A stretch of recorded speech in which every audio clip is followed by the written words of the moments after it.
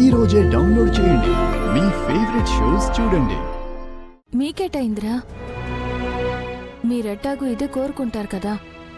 నాకు పెళ్ళయ్యి నేను ఊరెళ్ళిపోతే మీకు ఏ బాధ ఉండదని మీరు అనుకుంటారు కదా.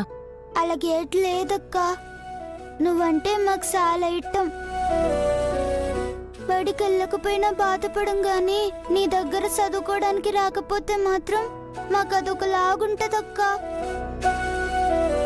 మాకు బల్లో చెప్పే పాఠాల కంటే నువ్వు చెప్పే పాఠాలే బాగా అర్థమైతాయి.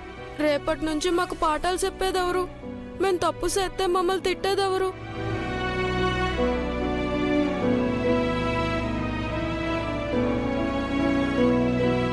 చూడండి, జీవితంలో ఎప్పుడు ఏ విషయంలో కూడా ఒకరి మీద ఆధారపడడం అలవాటు చేసుకోకూడదు.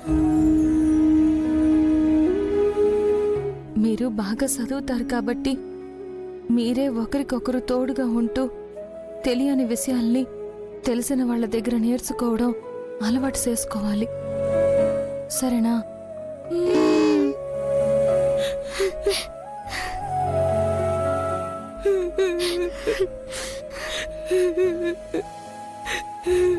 మీకేటైందిరా? అక్క, ఇంట్లో మేము తప్పు చేసి దొరికిపోయినప్పుడల్లా అమ్మ నాన్నల దగ్గర నుండి నువ్వే తప్పించేదానివి. అమ్మ కొట్టడానికి వచ్చిన ప్రతిసారి నువ్వే అడ్డొచ్చేదానివి. రేపటి నుంచి మాకు తోడెవరుంటారక్క? నువ్వేటి తప్పు చేయకపోతే అమ్మ నిన్ను కొట్టే అవసరం రాదు కదా. నన్ను అడ్డుకోవాల్సిన పనే ఉండదు. అమ్మకి కోపం తెప్పించే పనులు ఎప్పుడు చెయ్యకు, సరేనా? అక్క, నీ తర్వాత మేమున్నామనే కదా నీకు ఈ పెళ్లి చేసేస్తున్నారు. నిన్ను చదివిస్తే మా చదువులు కట్టమవుతాయనే కదక్క నీకు ఈ పెళ్లి చేస్తున్నారు. మేము లేకుండా ఉండుంటే నీకింత బేగా పెళ్లి చేసి ఉండేటోళ్ళే కాదక్క. ఏమయ్యా, లక్ష్మి ఏమైనా మన కన్న కూతురా? మన కడుపున పుట్టిన బిడ్డ అయినా సరే ఒక్క బిడ్డ కోసం మిగతా ఇద్దరు బిడ్డల భవిష్యత్తు నాశనం అయిపోతా ఉంటే నాను సూత్తు ఊరుకోలేనయ్యా. అట్టాగని ఎవరు చెప్పారు? అదంతా నీ బెహమ. మంచి సంబంధం వచ్చింది చేస్తున్నారు. నువ్వెన్నైనా చెప్పక్క, నువ్వు మాత్రం ఆ ఎలుగుబంటి మొహవాణ్ణి పెళ్లి చేసుకోవడం నాకెట్టం లేదు. నువ్వైతే హీరోయిన్లా ఉంటావు, ఆడేమో కామెడీ విలన్లా ఉంటాడు. నువ్వు పెళ్లి చేసుకుంటే హీరో లాంటోడ్నే చేసుకోవాలి కానీ అలాంటోడ్ని చేసుకోవడం ఏంటక్క? అట్ట అనకురా. ఇక్కడ ఏది జరగాలన్నా ఆ దేవుడు ముందే రాసి పెడతాడు.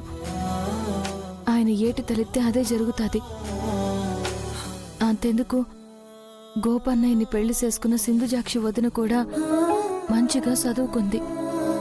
వదిన ఇంకా చదువుకోవాలనుకుంటే వాళ్ళు చదివించలేరా? ఎందుకు పెళ్లి చేసేశారు?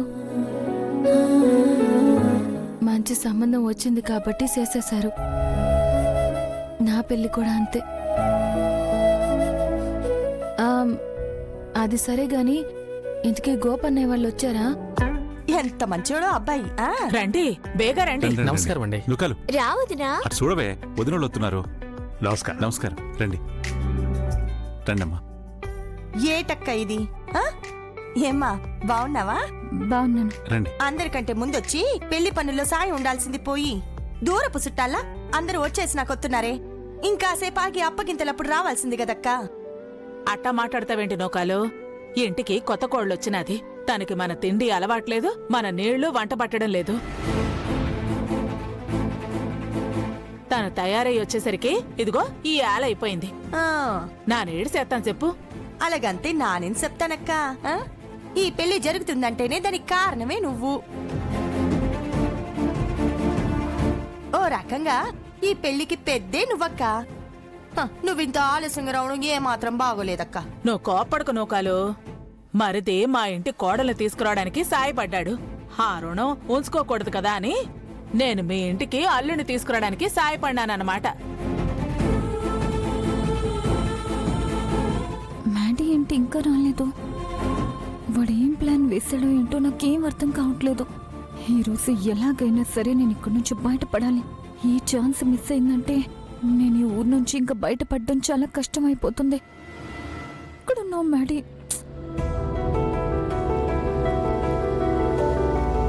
అంతే. అదిగో పెద్దయ్య గారు వచ్చేసారు. రా.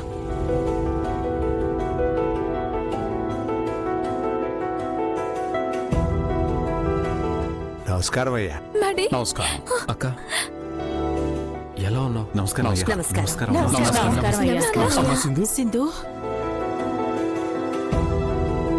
మీరు ఈ పెళ్లికి రావడం చాలా సంతోషంగా ఉంది పెద్దయ్య. మీ రాకతో ఈ పెళ్లి కళ 100 రెట్లు ఎక్కువైపోయినది. ఎలా ఉందమ్మా అక్కడ నీకు? ముళ్ళు కంపల్లో పడేసి ముళ్ళు గుచ్చుకుంటున్నాయా అని అడిగితే ఏం చెప్తానమ్మా? మ్యాడీ అక్క,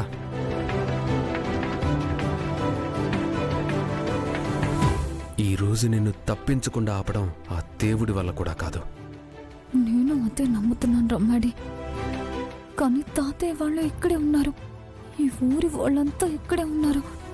ఎంతమందిని తప్పించుకొని ఎలా బయటపడతామో అర్థం కావట్లేదు మ్యాడీ. నేనున్నాను కదక్క, నేను చూసుకుంటాను. హ్మ్?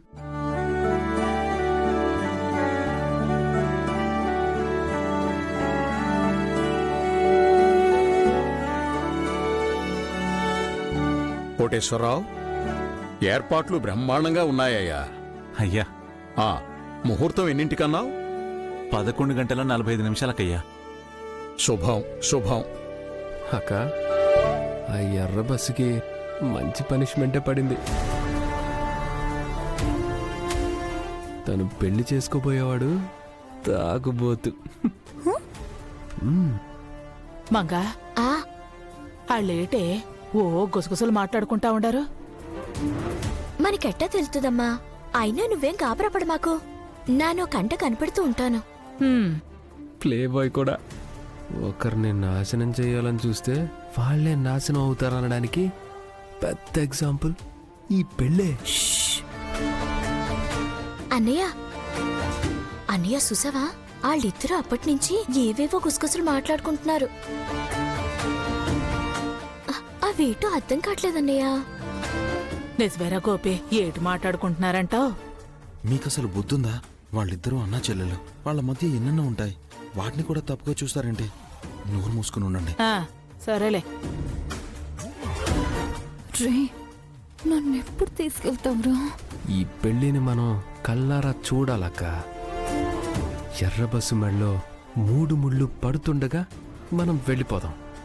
అప్పుడైతేనే అందరూ పెళ్లిలో బిజీగా ఉంటారు, మనకి దారి క్లియర్గా ఉంటుంది.